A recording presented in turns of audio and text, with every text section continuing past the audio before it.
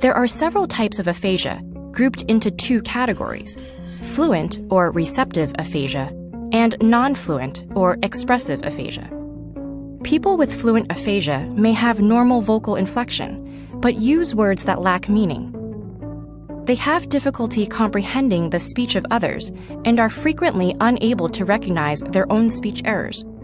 People with non-fluent aphasia, on the other hand, may have good comprehension, but will experience long hesitations between words and make grammatical errors. We all have that tip-of-the-tongue feeling from time to time when we can't think of a word.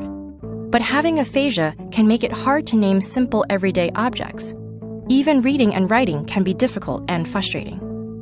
So how does this language loss happen? The human brain has two hemispheres.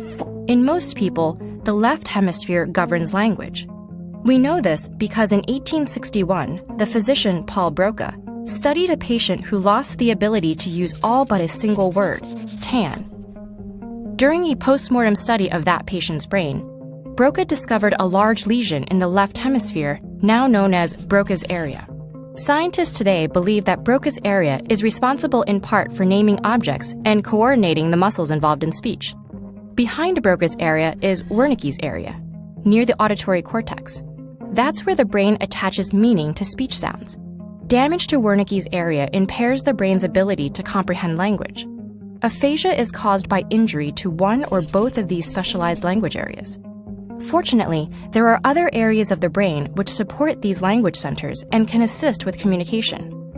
Even brain areas that control movement are connected to language.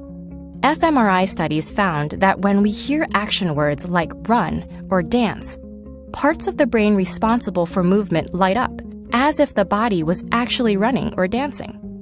Our other hemisphere contributes to language too, enhancing the rhythm and intonation of our speech.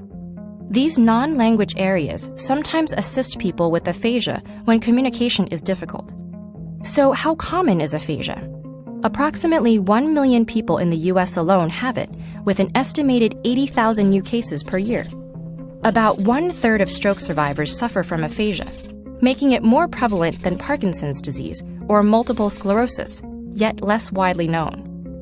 There is one rare form of aphasia called primary progressive aphasia, or PPA, which is not caused by stroke or brain injury, but is actually a form of dementia in which language loss is the first symptom. The goal in treating PPA is to maintain language function for as long as possible, before other symptoms of dementia eventually occur.